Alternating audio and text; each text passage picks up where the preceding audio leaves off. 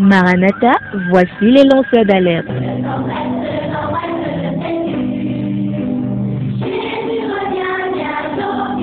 Avec vous dès le point du jour criant. Maranatha, Jésus revient.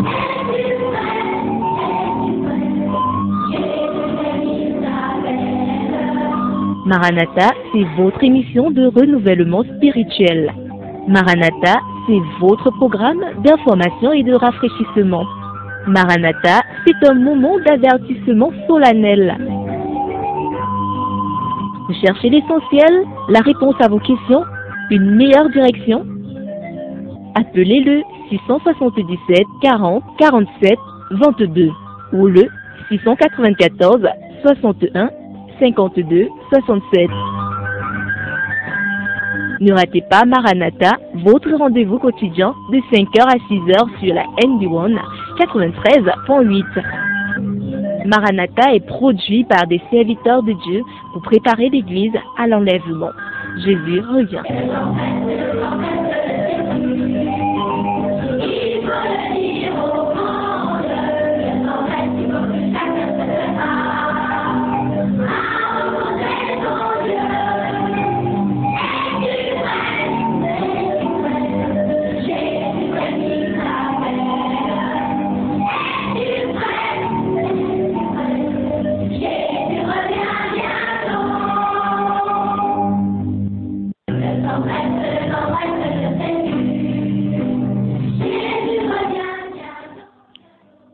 Merci Armand, bonjour à toi. Ton sourire nous encourage souvent quand nous arrivons aussi à studio le matin. C'est vrai, tu es très souriant. Merci beaucoup. Je crois que c'est jovial.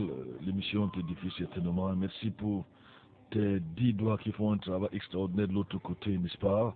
De la technique toi qui manipule les centaines, je ne sais pas combien de boutons. Nous ici, nous sommes complètement perdus. Nous contentons du micro. Bonjour aux auditeurs qui nous disent déjà bonjour. Votre émission Maranatha.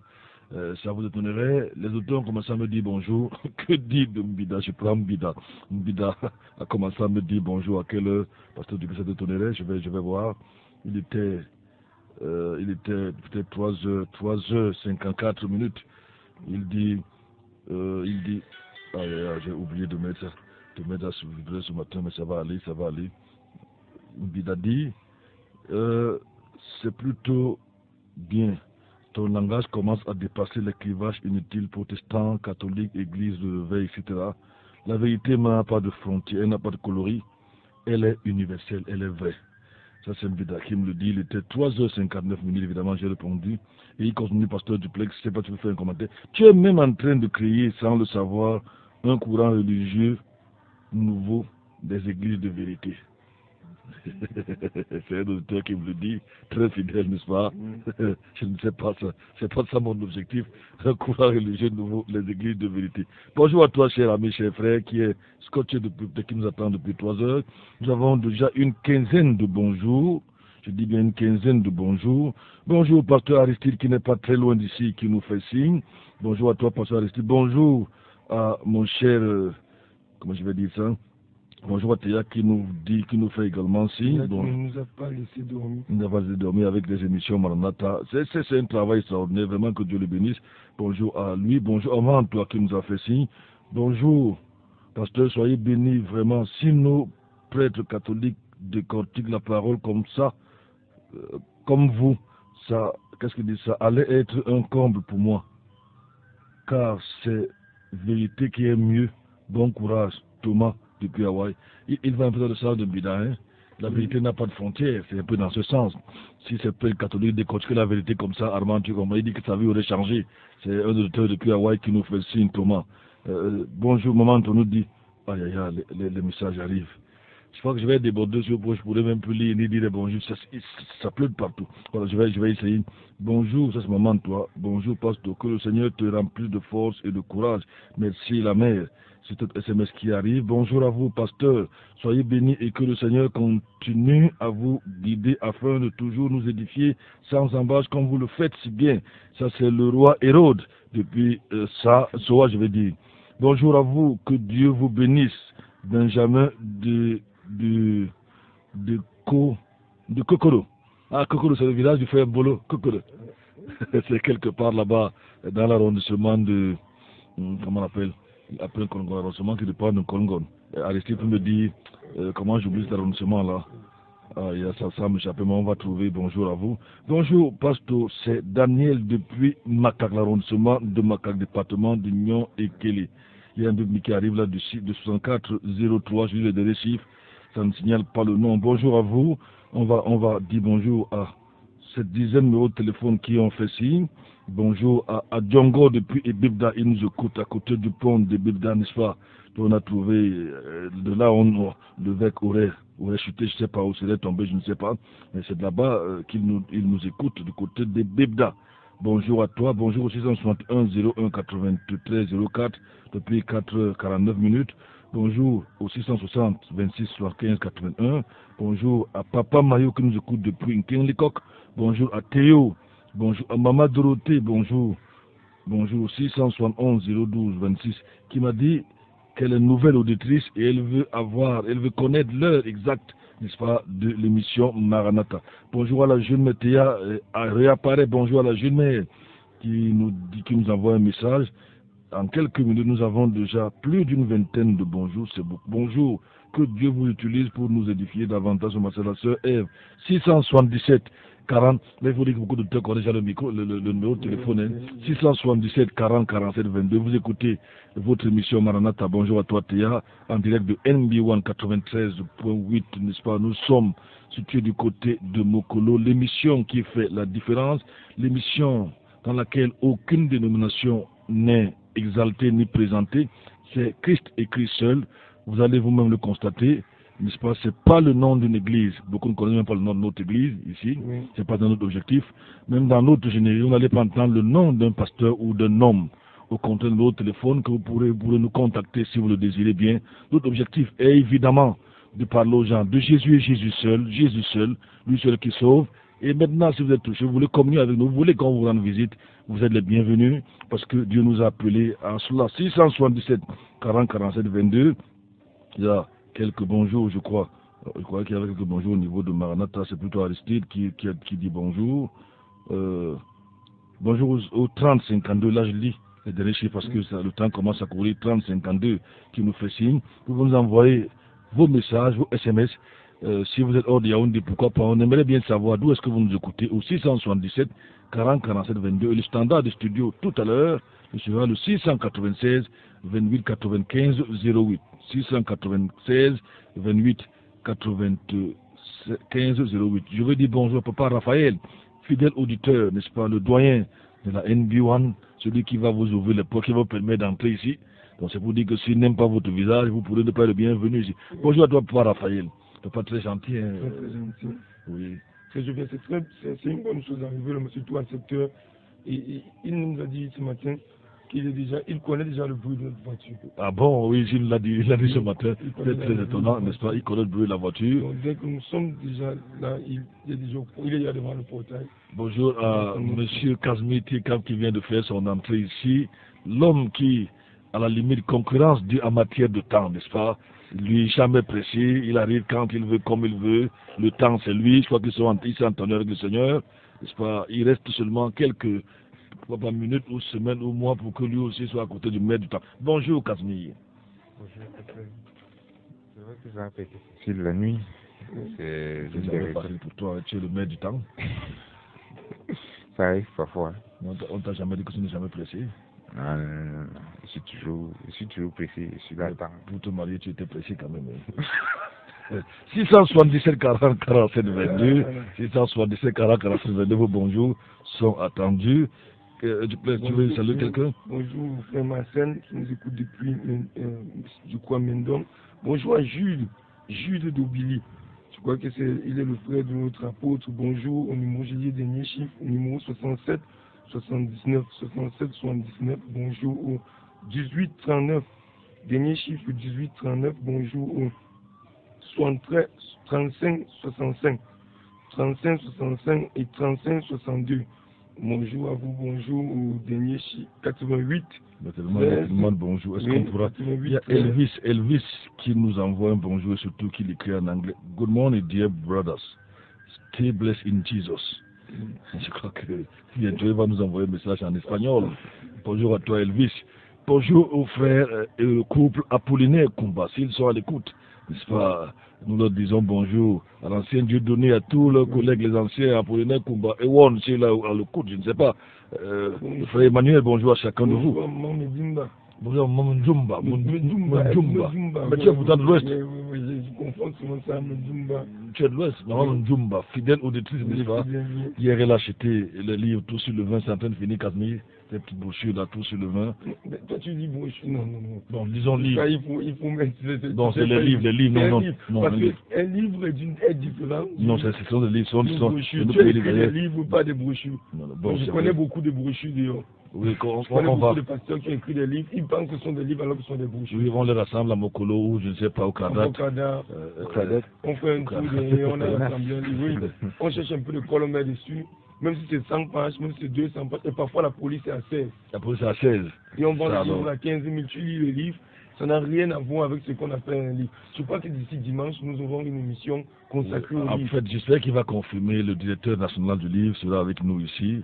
Je crois que ce sera un grand privilège, n'est-ce pas, de recevoir une autorité.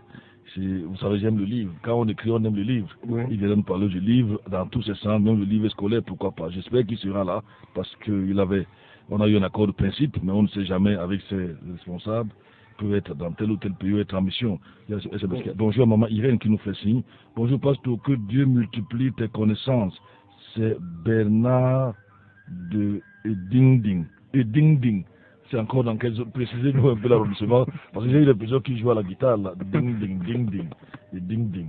Vous savez, ça c'est bien comme lorsque vous êtes en mission, vous découvrez le pays, vous découvrez les villages. J'ai fait 100% de Cameroun. J'ai fait toute la frontière de Yagua à Koussiri, n'est-ce pas? Au bord du Logone, je vous dis, c'est pas facile.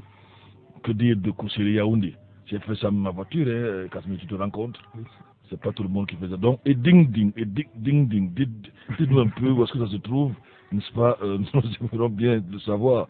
Quelques SMS. Bonjour à Bassila Dessart, bonjour à Jean-Marie, bonjour à Francis, bonjour à Amel, bonjour à Aimé. J'ai déjà dit bonjour à l'homme de Dieu Apollinaire. Il envoie un grand bonjour. Il dit bon mardi. Vous savez, j'ai un ami québécois, il aime bien m'appeler Mario. Hier, avant-hier, nous avons beaucoup discuté. Justement, il pensait à moi. Pendant que je pensais à lui, je suis en train de négocier, n'ayant pas d'argent, qu'il puisse au moins envoyer la nuit au Tréval pour qu'on puisse lui rembourser après. Et en général, quand il m'appelle pour me dire le matin, il dit bon matin. Vous savez, je ne suis pas habitué au français québécois. Bon matin, bon bonsoir, je dis bon jour. La première fois qu'il m'a dit bon matin, j'étais très surpris d'entendre bon matin. Bon, mais bon matin. Bonjour à Olivier Ndiab, Olivier et l'autre Olivier du côté de Kounou. Bonjour à Emmanuel Bidjet aussi, qui est fidèle. Bonjour à Fatma B. S'il est à l'écoute. Je crois que nous avons près déjà d'une quarantaine. Bon, pour commencer à nous dire bonjour, envoyez vos SMS au 677 40 47 22. L'émission qui fait la différence, l'émission d'édification, c'est notre but principal. Si vous avez des préoccupations, des sujets de prière, n'est-ce pas, nous le faisons en offre. Vous pouvez nous rencontrer à n'importe quelle heure. Et nous pouvons même venir vers vous avec joie, tenez-vous tranquille. Nous le ferons au nom du Seigneur Jésus-Christ, lui qui nous a appelés. On va se tourner vers la technique, on va prendre un bout de musique et on va revenir à vous dans quelques instants.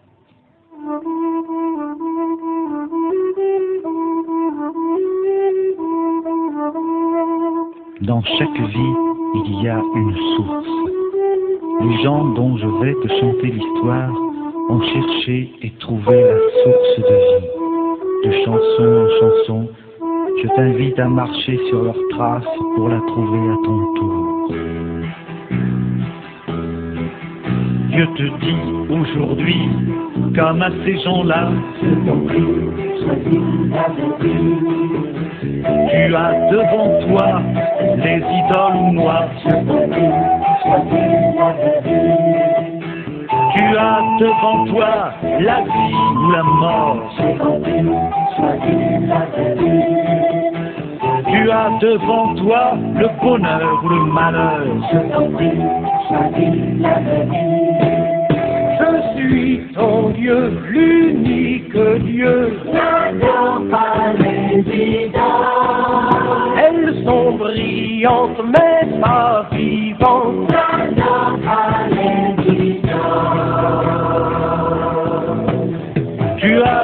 devant toi l'idole de la voix. Je t'en prie, choisis la vraie vie.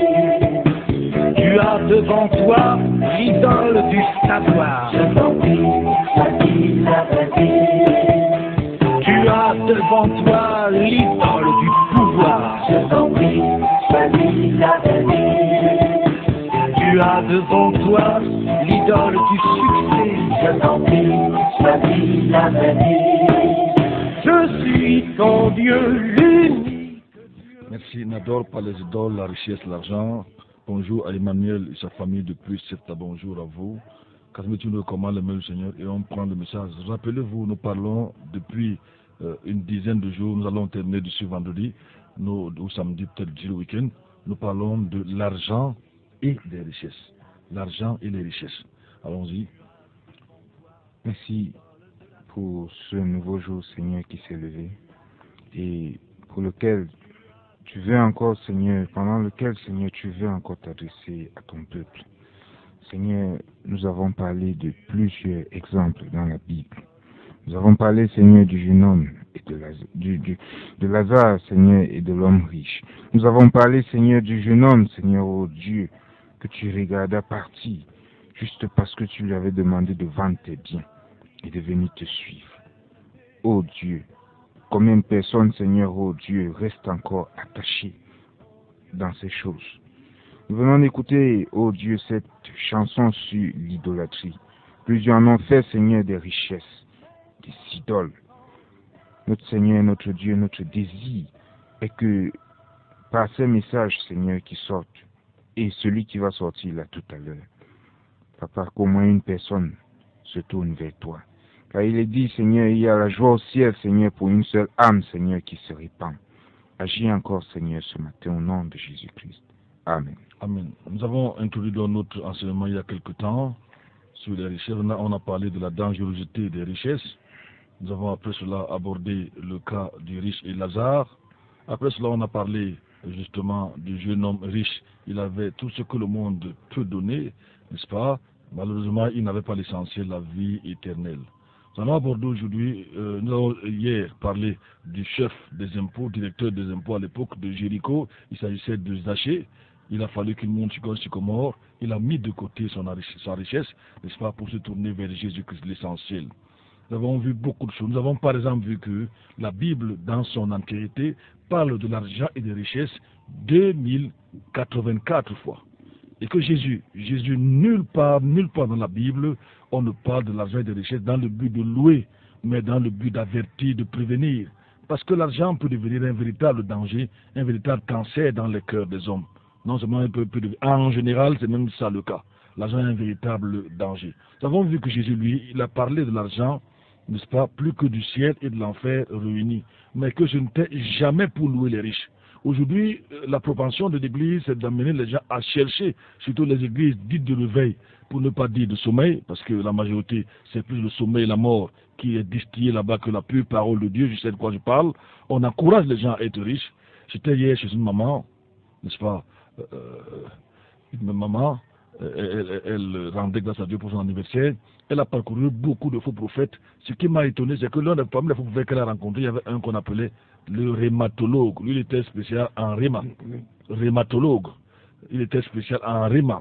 Au point où il lui a demandé de suivre en direct comment il égorgeait une chèvre et il lui a demandé de faire un sacrifice puissant. Il a bâti tellement, ils ont bâti tellement d'hôtels dans sa maison. Chacun vient, il lui dit tu auras une Pajero et tu auras une Land Cruiser, une VX dans 2 mois. Elle a attendu pendant plus de 10 ans, elle n'a jamais rien eu. Tu vas bientôt recevoir l'argent, les millions et elle est restée au contraire. Elle a dit que j'ai fini aujourd'hui, c'est le bois que je vends, je pose la terre. Après toutes ces prophéties et ces déclarations. Voilà donc la proportion. On encourage les gens à courir vers l'argent. Certains pasteurs sont devenus des spécialistes. C'est eux qui écrivent ce qu'on appelle qui fabriquent les mariages sur Internet. Ils envoient, j'ai connu un ou quelques-uns dans le passé, qui demandaient aux jeunes femmes de s'habiller en sexy, n'est-ce pas, de façon sexy. Ils envoyaient les photos blanches. Et c'est eux qui devenaient les pères de ces filles-là à la place des parents biologiques. C'est terrible. La course à l'argent, c'est terrible, c'est terrible. Allez dans certains milieux, vous allez voir les offrandes, on peut les prendre, c'est pas 10 fois par semaine, on vous ruine. Si vous êtes venu avec 100 000 ou je sais pas combien, vous sortez les pouces vides. Alors, au lieu qu'on dise aux hommes, Dieu ne nous demande pas de courir vers l'argent, de chercher l'argent à tout prix. Aujourd'hui, on va prendre l'exemple d'un autre homme dans l'Ancien Testament pour vous démontrer une fois de plus que chaque fois que Dieu parle de l'argent, il ne regarde pas aux avoirs de quelqu'un, il ne regarde pas à son rang social. Ce qu'il veut, c'est que la personne est l'essentiel. Chamford, un musicien célèbre français, disait ceci: la fortune est souvent comme les femmes riches et dépensières qui ruinent les maisons où elles ont apporté une riche dot. Je reprends. La fortune est souvent comme les femmes riches et dépensières qui ruinent les maisons où elles ont apporté une riche dot. C'est une façon de dire que vous devenez riche. Pendant que vous vous enrichissez, la fortune finit par vous ruiner sur le plan moral, sur le plan spirituel. Vous commencez à penser que vous êtes votre propre Dieu et vous finissez peut-être même malheureux. Notre histoire sera aujourd'hui basée sur un homme dans l'Ancien Testament qui s'appelait Naaman. C'était un général. Chapitre 2 du livre de Rois, chapitre 5 du deuxième livre de Rois, à partir du verset 1 au verset 19. On va écouter nos deux jeunes gens lire. 2 Rois chapitre 5, à partir du verset 1.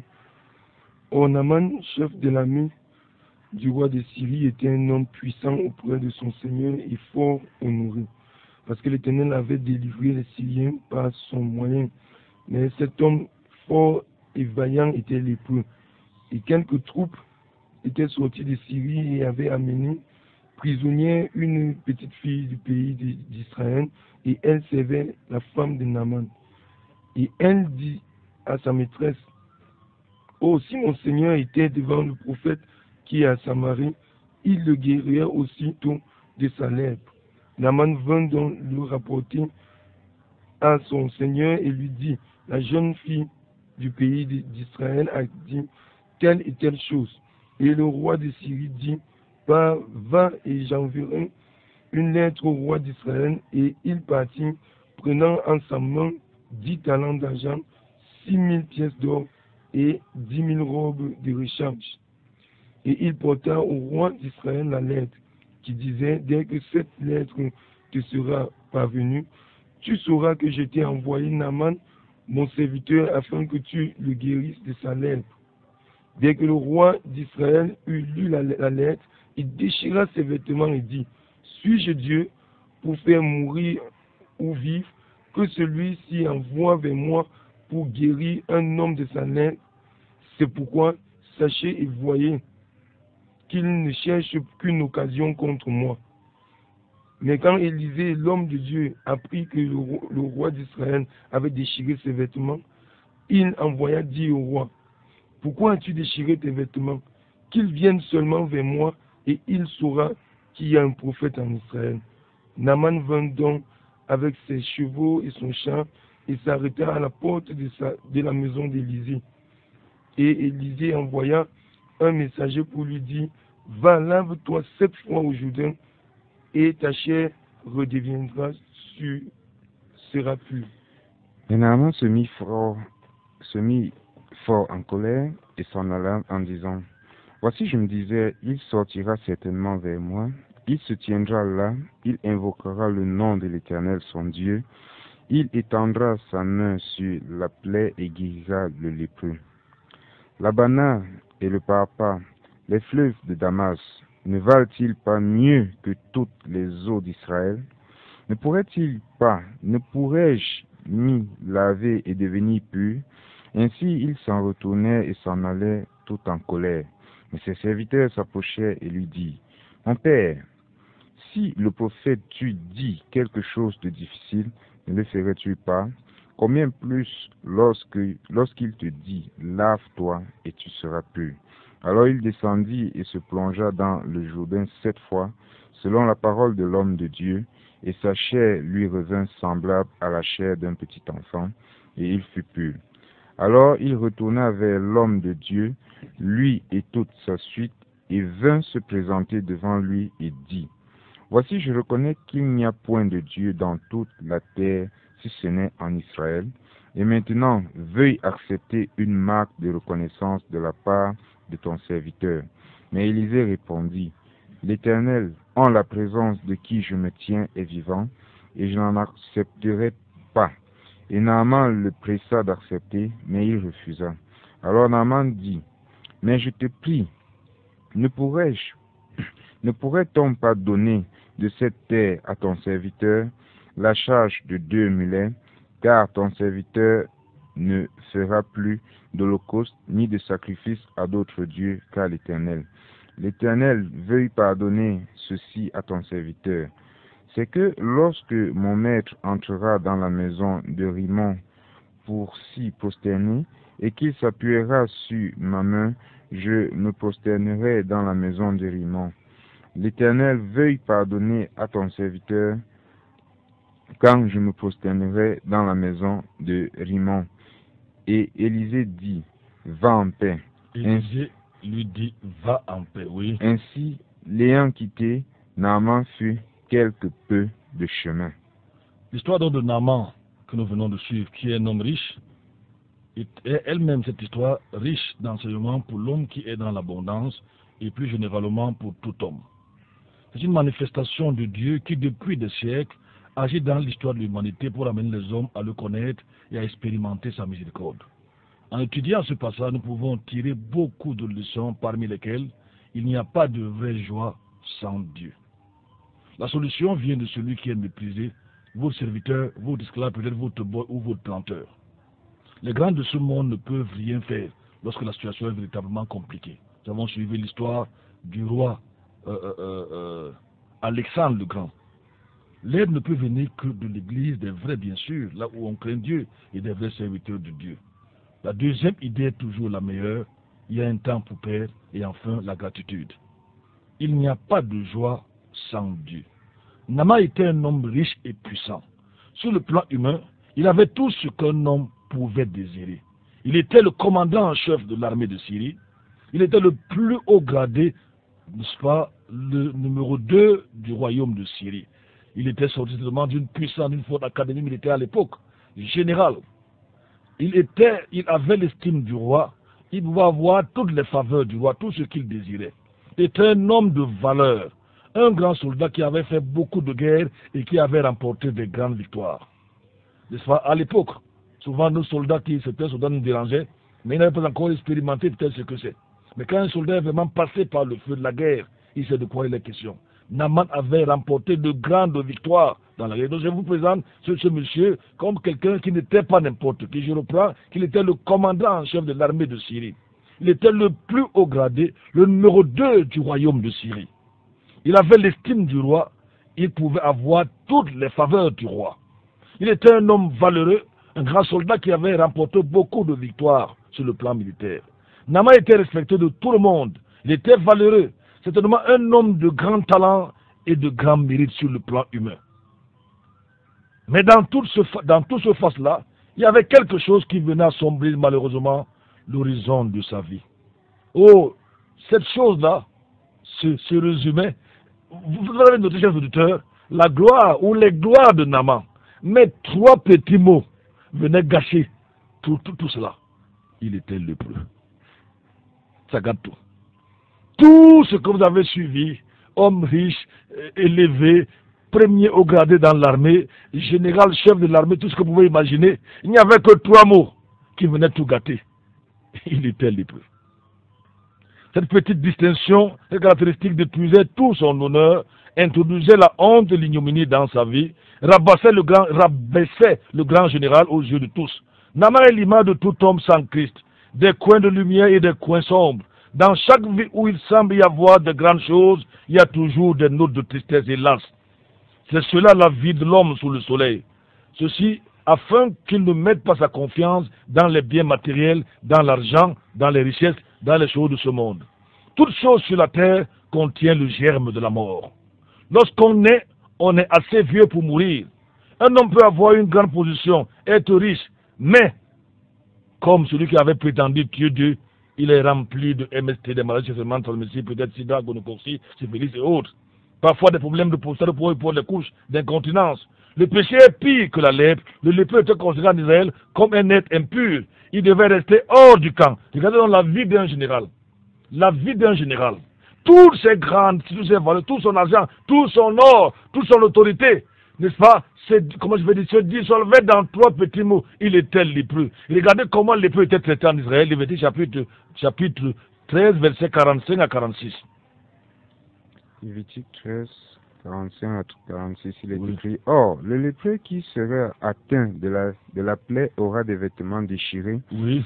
et la tête nue. Voilà comment Dieu voyait le lépreux. Dieu demande aux enfants de voir le lépreux. Pendant que Naaman, les gens le regardaient dehors comme un général numéro 2, c'est pas premier ministre, l'homme le plus gradé. Dieu, lui, le voyait comme un homme qui a les vêtements déchirés. Il se couvrira la barbe et criera: Il devait se couvrir là-bas et crier. Souillez, souillez. Oh, mais c'est très grave. Mais imaginez-vous, Premier ministre qui passe ici dans la ville de Yaoundé, il se crie souillé, il a les vêtements déchirés. En fait, ce qu'il devrait faire. Ou bien le président de la République. Donc vous comprenez que quel que soit votre rang social, devant Dieu vous êtes un lépreux. Devant Dieu vous êtes souillé, vous sentez mauvais. Même si les gens applaudissent, même si, je ne sais pas, les gens vous donnent le café quand vous passez devant Dieu. Si vous n'êtes pas, vous n'êtes pas réconcilié avec Jésus-Christ, si vous pratiquez le péché sous toutes ses formes, vous sentez mauvais. Oh, que Dieu nous aide. Verset 46. Tout le temps qu'il aura la plaie, il sera souillé. Il est souillé, il demeurera seul, son habitation sera hors du camp. Un homme peut avoir tous les honneurs devant les autres, mais être lépreux devant Dieu. C'est ce que nous sommes devant Dieu qui compte, et non ce que les hommes disent de nous. Car les hommes sont en général divers et ondoyants. Le jour que vous avez beaucoup d'argent, vous leur donnez, ils sont vos amis. Le jour que vous ne faites pas de bien à quelqu'un, il oublie tout le bien que vous avez fait. Il vaut mieux donc être ce que Dieu attend de nous, ce que Dieu dit de nous, que ce que les hommes pensent de nous. La solution vient souvent de celui qui est méprisé, un esclave dans le cas de Naaman. La femme par laquelle vient la solution de Naaman n'est pas distinguée du point de vue humain. Elle n'était ni officier, ni ministre, ni gouverneur, ni général, ni député, ni ministre, ni directeur, je ne sais pas de la fonction, je ne sais pas quoi, de je ne sais pas quel directeur. Elle n'était rien du tout. Celle qui va amener la solution dans la vie de Naaman. Les instruments de Dieu ne sont pas toujours grands selon ce monde. Car Dieu a choisi les choses viles, celles qui ne sont pas, celles que l'on méprise pour confondre celles qui sont. C'est une esclave. Elle était arrivée chez Naaman par hasard. Elle y avait été amenée captive. Verset 2. Elle était si insignifiante à la maison qu'on ne pouvait même pas remarquer qu'elle était. Elle n'avait même pas de nom dans la maison. On dit une jeune fille esclave qu'on avait ramenée d'Israël. Oh, les maisons des riches. Une jeune fille esclave qu'on avait ramenée d'Israël pendant la guerre. Elle était si insignifiante qu'on ne connaissait même pas son nom. Elle était au service, même pas de Naaman, mais la femme de Naaman. Dans cette maison où les gens sont trop riches, la femme a ses serviteurs et ses servantes. L'homme a ses gardes-corps, je ne sais pas qui. Il y a les boys et les bonnes de madame. Non, je me souviens du sketch de Dave K. Morton. Madame a sa part, monsieur a sa part. Peut-être chacun a même son chauffeur. Celle-ci, cette esclave, qui était sans nom, était l'esclave au service de madame Naaman. Cette petite esclave juive avait vu les souffrances de son maître. Elle a eu compassion pour lui. Écoutez, que Dieu nous aide. L'être humain a tendance à se venger des patrons méchants. Elle n'avait pas été vindicative. Elle avait compris que malgré toutes ses victoires et ses richesses, son maître était malheureux. Si vous étiez à la part de cette jeune fille, peut-être que c'est Naaman qui avait conduit la légion militaire qui avait tué tous ses parents. Et cette fois-ci, elle est orpheline. Vous voyez ce genre de général souffrir, ce patron souffrir. Il ne dort pas la nuit. Quand vous êtes esclave ou bon de quelqu'un, vous connaissez la vie des gens de la maison. Vous connaissez le fond. Moi, à l'appel de la jeune fille esclave, j'aurais souhaité que la lèvre coupe même jusqu'au nez de Naaman. Après tout, celui qui a tué mon père, ma mère, après tout, celui qui a ravagé, souvent les Syriens, quand ils faisaient des razzias en Israël et d'autres nations, qui haïssaient les Juifs, comme on l'est encore aujourd'hui, on allait jusqu'à fendre les femmes des femmes enceintes. Je ne sais pas si Naaman l'avait fait. C'était même aller jusqu'à couper des têtes des hommes, ou même percer les yeux, ou même les écorcher vifs. Peut-être qu'elle avait été témoin de cette situation, mais elle, contrairement à nous, qui voulons souvent nous venger contre nos ennemis, elle a compassion, elle a pitié. Jésus nous a enseigné quelque chose qui est très difficile comparé à la loi. La loi disait œil pour œil, dent pour dent. Si quelqu'un te gifle à la joue droite, rends ce que disait la loi. Mais Jésus nous a enseigné, si quelqu'un te gifle à la joue gauche, tends la joue droite. La loi disait, aime seulement tes amis et déteste tes ennemis. Mais Jésus a dépassé la loi en ce que lui il dit, il a aimé son ennemi, il dit, aimez vos ennemis, faites du bien à ceux que vous maltraitez. La jeune fille, la jeune esclave l'avait compris il y a longtemps. Elle avait compris cela et elle avait pitié de son maître. Cette petite fille d'Israël avait une espérance qu'il fallait partager avec Naaman, avec ce grand général, cet homme riche. Les gens qui n'ont pas Christ devaient comprendre qu'ils sont malheureux malgré tout leur argent. Le vrai bonheur n'est qu'en Jésus. La jeune fille a porté de l'espoir dans la maison. On ne sait jamais de qui vient l'aide ou de qui viendra l'aide. L'aide peut venir du petit pasteur que vous parlez ici en studio ou de votre serviteur que vous méprisez. L'aide peut venir de quelqu'un qui n'a peut-être pas de valeur devant vous, mais qui a une grande valeur devant Dieu. Les grands de ce monde ne peuvent toujours rien faire, en général. Pensez pas qui donne la vie. Ni le roi de Syrie, Ben-Hadad, ni le roi d'Israël, Joram, n'avaient pu aider Naaman. La lettre du roi a plutôt provoqué la consternation, verset 7. La solution au problème de l'homme vient de Dieu et Dieu seul. Et je dis bien et Dieu seul. C'est lui qui a le pouvoir sur tout ce qui respire. Les grands peuvent vous écouter, compatir à votre situation, mais ne seront jamais la solution à tous vos problèmes. Les grands peuvent vous écouter, compatir à votre situation, mais ne seront jamais la solution à tous vos problèmes. Le psaume 146, verset 3, verset 5. Psaume 146, 3, 5. Ne vous confiez pas dans les grands, ni dans aucun fils d'homme. Ne vous confiez pas dans les grands. Autrement dit, ne mettez pas votre confiance en l'homme. Fut-il président de la République, je ne sais pas où, ministre. Non, non, non, non, non. C'est ce que Dieu vous demande de faire. Oui. Son souffle s'en va. Son souffle s'en va. Un jour, il va finir par mourir. Ça, c'est vrai. Il retourne à sa terre. Il retourne à ce jour-là. Oui. Et si on veut, si on veut, on lui met un caleçon. Si on veut, parce qu'il ne vous demande plus rien. Si vous voyez un jour un mort sous un cadavre sourire, c'est la sorcellerie. Ou si vous voyez un cadavre exiger, souvent il y a des fables sur les cadavres. Il ne peut rien exiger. Plus rien, c'est fini. Verset 5. Oui. Heureux celui qui a le Dieu de Heureux celui qui a le Dieu de Jacob pour elle, le Dieu d'Israël, oui. Et dont l'attente est en l'Éternel son Dieu. Que son nom soit glorifié. L'aide ne peut venir que de l'Église. Je ne parle pas de la religion. Je parle de l'Église où Jésus est prêché en esprit et en vérité, où les gens vivent la sainteté. La sainteté, je ne parle pas de ceux qui disent que, n'est-ce pas, on a la chair, faites ce que je dis, mais ne faites pas ce que je fais. Je parle de l'Église où le pasteur vous dit, soyez mes imitateurs, car même je suis imitateur de Christ. Je parle de l'Église où le pasteur vous dit qu'il est reproché. Il peut se lever et dire, qui de vous me convaincra de péché? L'aide peut venir de ce genre de serviteur de Dieu. Naaman aurait pu rentrer en Syrie avec sa lettre, plus malheureux qu'avant, et, ce faisant, aurait voyagé pour rien. Fort heureusement, il y avait un homme de Dieu en Israël. Les gens se moquent souvent des pasteurs, les insultent, les traitent de tous les noms, petits pasteurs. Vous valez quoi? Puis tu es même qui? Regarde-moi ça, c'est parce que vous avez raté votre vie. Ou parfois même les méprisent. Lorsque le moment difficile arrive, le danger ou la maladie, on pense tout de suite à ces hommes-là. Regardez les gens aujourd'hui. Ils passent leur vie, ils ne pensent pas à Dieu. Mais quand ils meurent, c'est des cantiques qu'on chante. J'ai rarement vu le ndombolo. J'ai rarement vu le rap. J'ai rarement vu le reggae. Lorsque quelqu'un meurt au Cameroun, en général, on met les derniers cantiques, on pense que ça va flatter Dieu. Vous voyez un cadavre qui, comme les cadavres ne sont presque jamais beaux, vous le voyez coucher dans un cercueil, les gens viennent verser, on en parlera peut-être demain, des petites larmes de crocodile. Mais lui, il est parti depuis. Il est parti depuis. Ah, que Dieu nous aide. Et là, vous comprenez que tout homme a besoin de Dieu.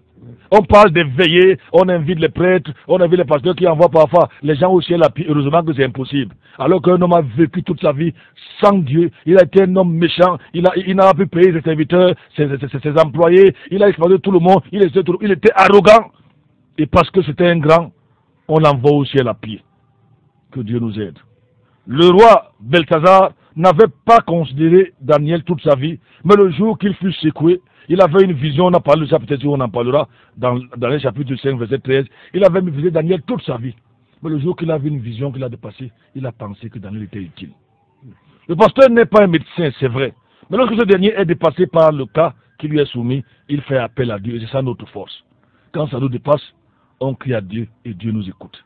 Combien de gens sont morts réconfortés parce qu'il y avait un ministre de culte à leur côté? Combien sont-ils morts avec la paix et la joie parce qu'ils se sont repentis alors que l'angoisse, la torture rongeait leur cœur? Combien? Le païen ne comprend pas en fait, les païens ne comprennent pas la volonté ou les méthodes de Dieu. En général, les hommes veulent un Dieu qu'on peut voir. C'est pour ça que les hommes se fabriquent les idoles, qui portent au cou. Ils ont les croix au cou, les croix aux reins, les croix aux fesses. Ils ont tout genre de choses qu'ils fabriquent. Ils en achètent, ils accrochent à la maison. Ils veulent un Dieu qu'ils peuvent voir, en général. C'est pour cela qu'ils se fabriquent des idoles, des images de Jésus, de Marie, de tels saints, au mépris du commandement du Seigneur qu'on trouve dans le livre d'Exode, chapitre 20, versets 3 à 5. Exode 23 à 5. Tu n'auras point d'autre Dieu devant ma face. Oui. Tu ne te feras point d'image taillée, ni aucune ressemblance. Tu te feras, c'est un commandement. Ne pas fabriquer des images taillées. Oui.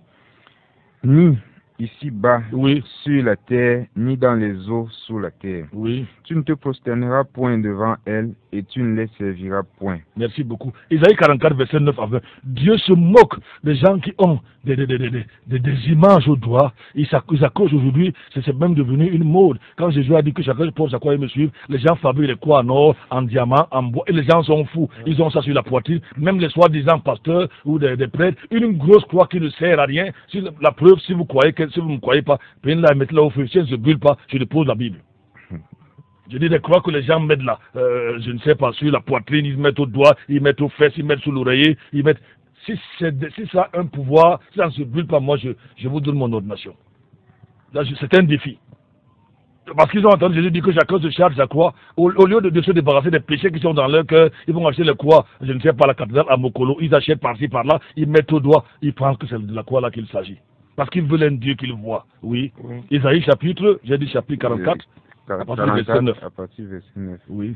Les faiseurs d'idoles ne sont tous que néants. Les faiseurs de ces choses-là que vous portez, vous pensez que c'est des choses, c'est des dieux ou Jésus au ciel, ou Marie au ciel, tel personne au ciel. Dieu dit qu'ils sont néants, ça veut dire qu'ils ne valent rien. Et leurs plus belles œuvres ne servent à rien. Oui. Et elles-mêmes le leur témoignent. Oui. Elles ne voient point et ne connaissent point. Ces idoles dans les carrefours, il pleut sur elles, il neige, on peut uriner sur elles, vont rien dire. Elles ne voient point. C'est pas moi qui dis. C'est ce que la Bible, c'est ce que Dieu vous prévient. Vous perdez votre temps avec ces choses-là. Si elles sont dans votre maison, votre sanctum, ceux qui ont des sanctums ou des chambres spéciales de sacrifice, Dieu dit que ça ne sert à rien du tout, oui. Verset 10. Oui. Qui forme un Dieu? Il forme un Dieu. Qui forme une image pour n'en avoir aucun profit. Oui. Voici, tous ceux qui s'attachent à elle seront confondus. Oui. Ces ouvriers-là ne sont que des hommes. Oui. Qu'ils s'assemblent, qu'ils comparaissent tous, ils seront tous effrayés et confondus. Oui. Le forgeron a fait une hache. Oui. Et il travaille avec le charbon. Oui. Il façonne le métal avec le marteau. Oui. Il travaille à force de bras. Oui. Même il a faim et il s'en force. Oui. Et il est sans force. Il ne boit point d'eau et il est épuisé. Le charpentier tend le cordeau. Il marque le bois avec le crayon. Dieu est en train de dire comment les gens fabriquent les idoles. Il le façonne avec le ciseau. Oui. Et il marque avec le compas. Oui. Il en fait une figure d'homme, oui, une belle forme humaine, oui, pour la loger dans une maison. C'est pas la vérité qu'aujourd'hui, dans une maison au carrefour, parfois on transporte ici, ouais, les gens défiler, ils coupent la route, ils portent, au lieu que c'est les choses là qui les portent, oui. Dieu se moque d'eux. Verset 14. Verset 14. Il se coupe des cèdres, oui, il prend un rouvre et une chêne. Oui. Il choisit parmi les arbres de la forêt, il plante un frêne et la pluie le fait croître. Oui. Ce bois servira à l'homme pour brûler. D'un côté, il se sert pour brûler. Il en prend et il se chauffe. Oui. Il en fait aussi du feu pour cuire du pain. Oui, pour manger. Il en fait aussi un dieu et se prosterne devant lui. Il s'en fait une idole. Il en fait une idole, oui, et il l'adore. Et il l'adore, mais Dieu dit c'est ridicule ça. D'un côté, le bois, vous mettez au feu, vous chauffez, l'eau, vous préparez, vous mangez. Et la partie restante, vous allez fabriquer une idole. Oui. Verset 16. Et vous procédez devant cette idole-là. Parfois, les idoles sont en ciment. Oui. Il en brûle au feu la moitié. Oui. Avec cette moitié, il prépare sa viande. Oui. Il la fait rôtir et se rassasie. Oui. Il se chauffe aussi et dit, haha, je me réchauffe.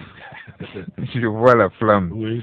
Puis, du reste de ce bois, oui, il fait un dieu, son idole. Oui. Il l'adore. Il l'adore. Il se prosterne. Oui. Il le prie et dit, il le prie. Délivre-moi. Délivre-moi. Car tu es une statue. Car tu es mon Dieu, oui. Ils ne connaissent et ne comprennent rien. Oui. Car on a couvert leurs yeux pour ne pas voir et leur cœur pour ne pas comprendre. Oui. Nul ne rentre en soi-même et n'a de connaissance ni d'intelligence pour dire, j'en ai brûlé la moitié au feu. Dieu dit que les hommes sont fous. Ils sont fous. Même s'ils ont le doctorat, ils ne peuvent même pas réfléchir que l'autre partie là, de la cire, j'ai fait la bougie. L'autre partie du ciment, j'ai construit ma maison. L'autre qui est au carrefour là-bas, vraiment, ils ne réfléchissent même pas. Oui. J'ai cuit du pain sur des charbons. Oui. Et j'ai rôti ma viande et je l'ai mangé. Et avec le reste, je ferai une abomination. Dieu appelle ça J'adorerai un morceau de bois. un morceau de bois, un morceau de ciment, un morceau de fer, oui. Oh. Il se repère de cendre, son cœur abusé l'égard, il ne délivrera pas son âme et ne dira pas, n'est-ce pas un mensonge que je tiens dans ma main? N'est-ce pas un mensonge que vous tenez sur vos reins, dans la main, au doigt, que vous portez au cou? N'est-ce pas un mensonge? Ô Jacob, ô Je Israël, peux arrêter là. souviens-toi. Parce que l'homme veut une puissance qu'il veut voir et palper au bout des doigts. Marabout, guérisseurs, tradipraticiens sont souvent les bienvenus. Ça devient un véritable raccourci. On vous demande d'accomplir les choses les plus horribles. Casser les œufs à la pause centrale à minuit, par exemple. Manger les excréments d'oiseaux. Moi, j'ai vu des gens à qui on a demandé d'aller chercher les œufs du perroquet. Je n'ai jamais vu le nid du perroquet pour avoir un enfant. Je m'avoue leur demander d'aller chercher les œufs. Moi, je sors du centre de la forêt. En général, les perroquets, ils dormaient souvent dans les arbres de 20 mètres de hauteur. Et quelqu'un vous demande d'aller chercher les œufs du perroquet pour avoir un enfant. C'est terrible. Parfois, on le demande de marcher nu, de coucher avec les folles ou avec des animaux. La Bible dit qu'à la fin des temps, les gens vont se donner une foule de docteurs qui leur disent plutôt ce qu'ils aiment entendre. C'est pour cela que certains pasteurs sont devenus d'authentiques marabouts. Bible à la main, ils vendent les prières, ils vendent l'huile d'onction, ils vendent l'eau bénite, ils font des purges d'huile. Je connais un pasteur, je sois déjà évêque ici, quand vous allez chez lui, il envoie l'eau dans vos fesses avec la poire. Un soi-disant homme de Dieu qui voit les fesses Même un bout de musique là, s'il te plaît.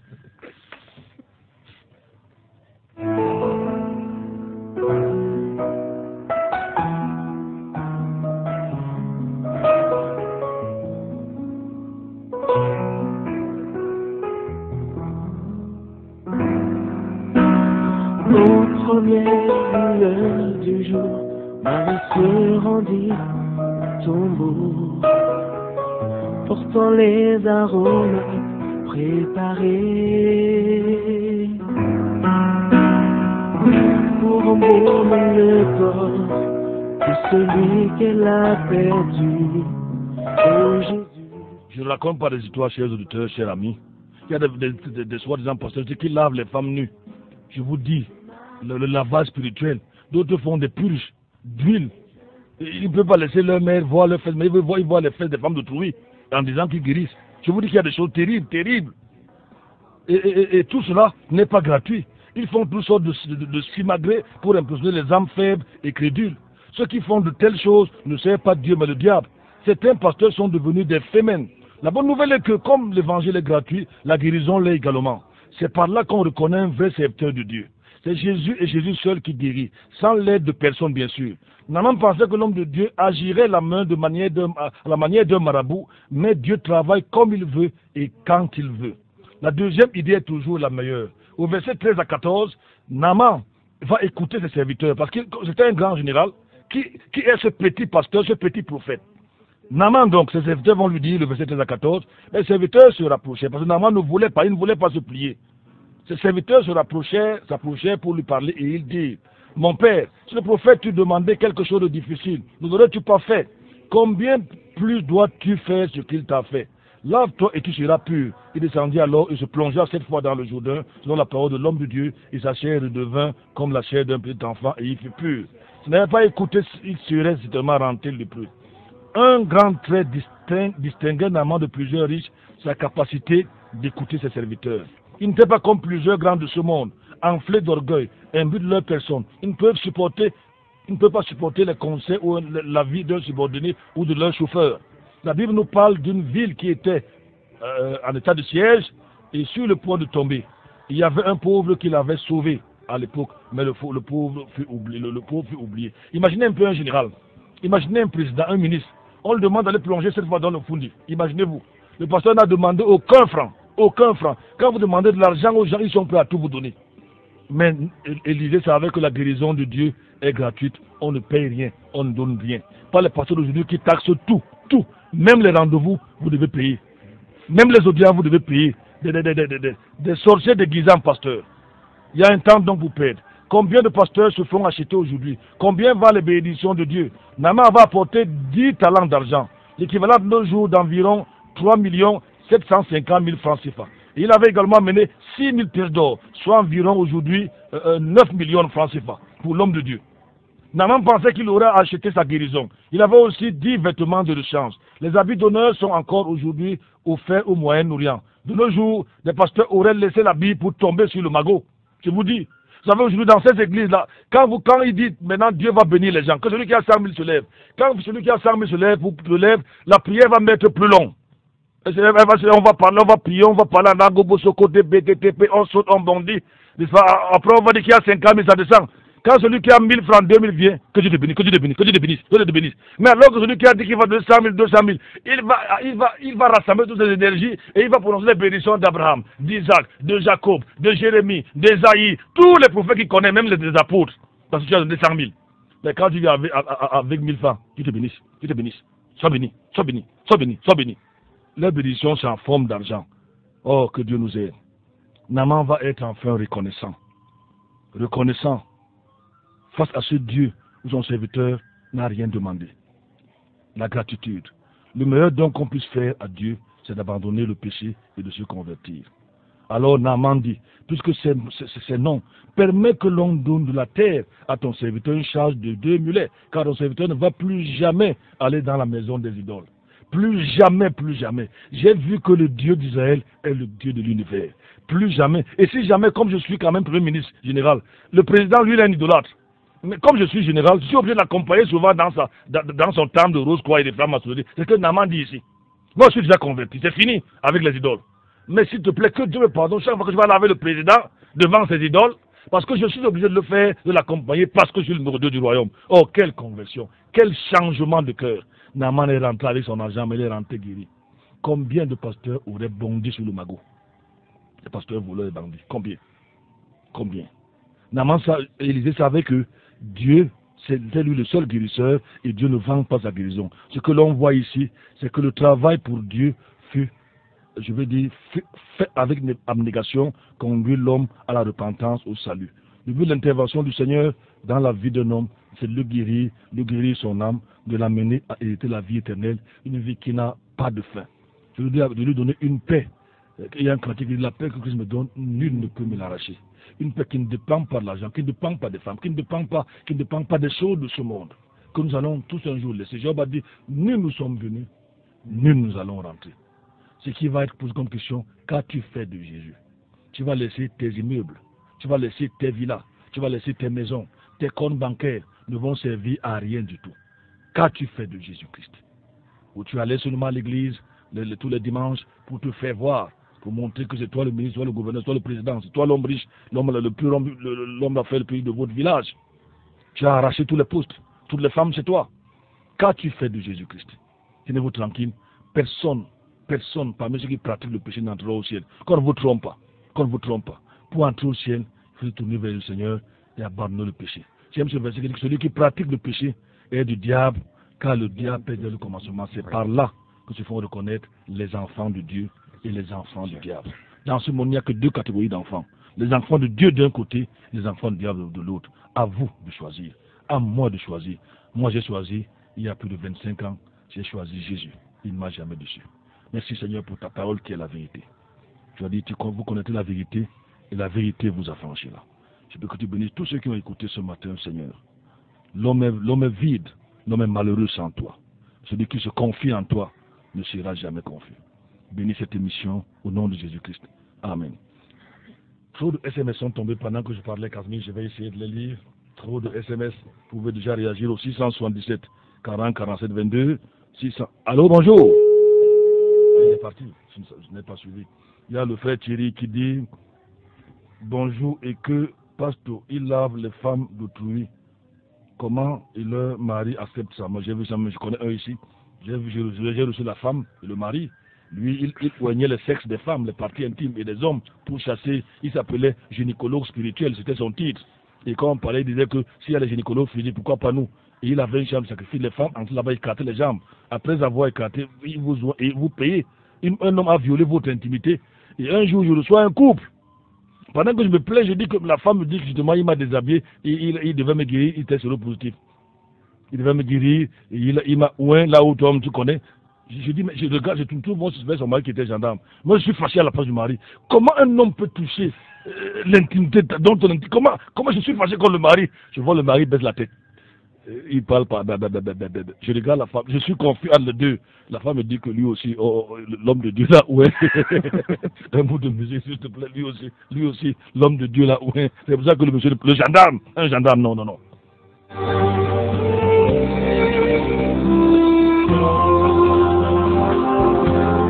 Dieu tout-puissant, quand mon cœur considère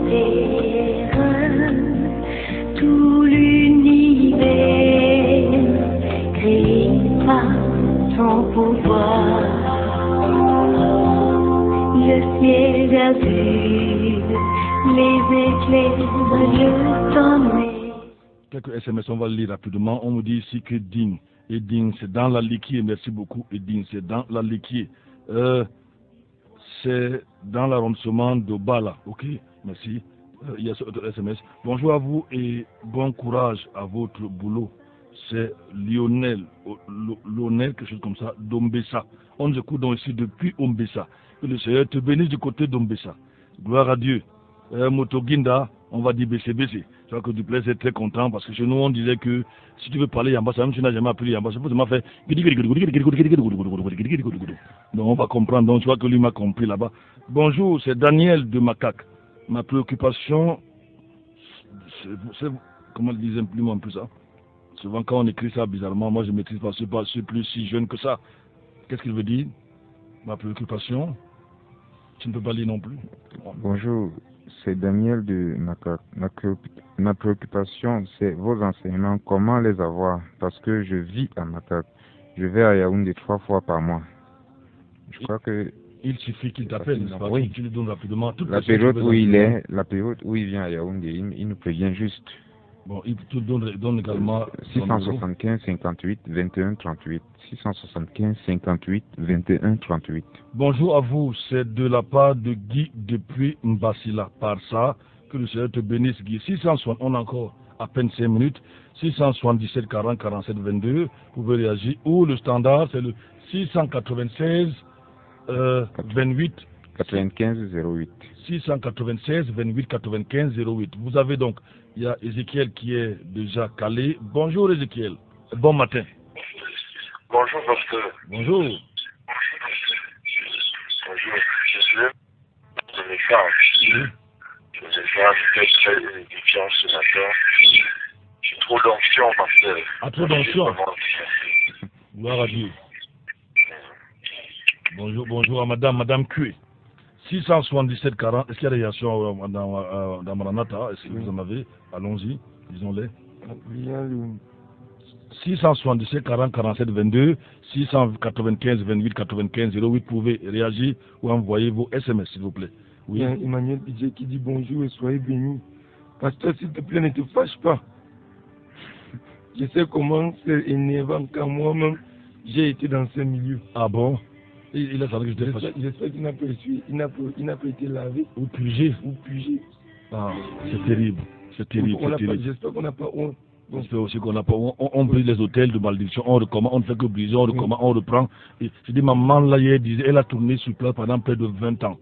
On a promis les Pajero, les VX, on a promis les millions, rien n'est venu. Elle disait hier qu'aujourd'hui, elle vend le bois qu'elle porte sur la tête. Après tout ce temps de prophétie, de révélations et d'hôtels bâtis dans sa maison, des menteurs, des escrocs, des fémènes, mais Dieu va les juger. Un auteur qui se signale. Allô, bonjour. Il est parti. 677 40 47 22, 696 28 95 08. Vous écoutez l'émission Maranatha sur les antennes de NB1 93.8. Nous émettons depuis Mokolo. Et nous avons la grâce dans ce studio, n'est-ce pas, d'ouvrir l'antenne le matin avec la bénédiction du grand Dieu, arroser la capitale, arroser également les régions environnantes. Le frère Kumba dit, l'auditeur de Macaque peut aussi se connecter sur la plateforme WhatsApp et télécharger les messages du frère Théa. Merci beaucoup. Ézéchiel revient à l'aube. Ah, il est parti. 677 40 47 22, 696 28 95 08. Beaucoup de SMS ce matin, beaucoup de réactions. Nous avons encore le frère Apollinaire qui revient. Il dit, moi-même, en 2003, quelque part, à la montée Kounou. Allô, Ézéchiel? Allô, bonjour, pasteur. Ah, c'est madame Q. Bonjour. Que le Seigneur vous bénisse, pasteur. Merci, Madame Cui. On se débrouille toujours, Madame Cui. Ok. Merci beaucoup. Où tu lisais le message? Il dit moi-même quelque part, en 2003. Allô, allô, bonjour, on parle de toi. Allô, bonjour. Allô? Ah, bonjour. Bonjour. Parfait, Christian de Mvogada. Oui, parfait, Christian de Mvogada. Sérieusement, vous êtes sans ignorer qu'il y a les bons pasteurs et les vrais pasteurs. Oui. Et vous saviez que tout ça dépend de celui qui écoute. Oui. Alors, ceux-là, quand ils arrivent, on a comme l'impression qu'ils viendront changer le monde. Ils vont le laisser là, ils vont trouver. Je voudrais juste que nous prions pour ceux-là qui se font baigner et ceux-là qui n'arrivent pas à comprendre que tout se construit dans la vie. Donc, c'est dans ce sens que je voulais intervenir ce matin. Merci beaucoup. Il faut nous aider à prier. Que le Seigneur prie, que le Seigneur les aide à mieux comprendre que ceux-là ne viennent pas pour leur bien, mais ils viennent se servir. Merci beaucoup. Je crois que c'est là le dernier auditeur, mais nous le faisons déjà, aide-nous à prier. Nous parlons à la radio et en même temps, nous avons écrit un livre sur les faux prophètes, les fausses doctrines, mon réquisitoire. Désolé, on prend un des auditeurs, 10 secondes seulement. Allô, bonjour. Oui, bonjour, pasteur. Oui, rapidement. Daniel? Daniel de Mongoma. De du côté de Bolova, oui. Oui, pasteur, que Dieu vous bénisse et priez pour que Dieu nous assiste vraiment avec son Saint-Esprit et qu'il nous aide à détourner tous les jeux des faux pasteurs et des faux prophètes. Merci beaucoup, merci. Nous avons pris notre, tenez-vous tranquille, très tôt le matin, nous le faisons déjà. Nous sommes presque à la fin de notre émission de ce matin. Beaucoup de réactions. Il y a Mbida qui dit bonjour, pasteur. Bonjour, pasteur. Passe mon bonjour au frère Duplex aussi. Bonjour au frère Kazmi Sembida qui nous fait signe, Joseph. Il y a le frère Kumba qui dit l'auditeur de Macaque. Bon, je vois que j'ai déjà lu ce SMS là. Et le frère parlait de. On va lire son SMS demain matin. Nous sommes déjà à la fin de notre émission. Nous avons déjà terminé avec une heure qui nous était impartie ici en studio. Vous avez été bénis. Notre prière est que Dieu vous aide. Vous voulez servir le Seigneur. Vous voulez marcher dans la pureté de la sainteté. Nous sommes disponibles. Prier avec vous, parler avec vous et même vous rendre visite. C'était dans Maranatha, édition du 6 juin 2017. À la présentation, j'étais Franklin Yebga, pasteur Franklin Yebga. Je réponds au numéro de téléphone 677 40 47 22, 677 40 47 22. Je suis accompagné de Kazmi. Si vous voulez ces messages, vous appelez Kazmi, rapidement Kazmi. 675 58 21 38, 694 61 52 66. Et le pasteur Duplex, il est un jeune pasteur très rapide, n'est-ce pas? Il peut payer pour vous autant de temps que vous voulez. Ça, soyez tranquille à ce niveau. Son numéro de téléphone 677 07 06 32. 677 07 06 32. À demain, s'il plaît à Dieu.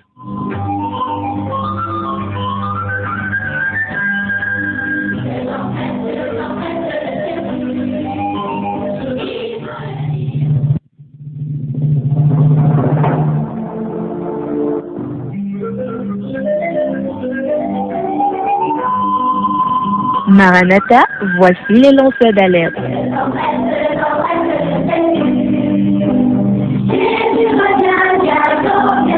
Avec vous dès le point du jour criant. Maranatha, Jésus revient.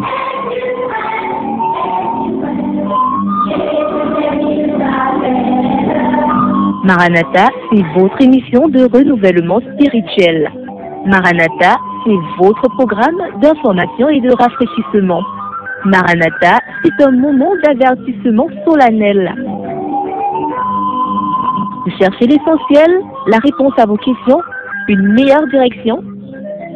Appelez le 677 40 47 22 ou le 694 61 52 67. Ne ratez pas Maranatha, votre rendez-vous quotidien de 5h à 6h sur la NB1 93.8. Maranatha est produit par des serviteurs de Dieu pour préparer l'Église à l'enlèvement. Jésus revient.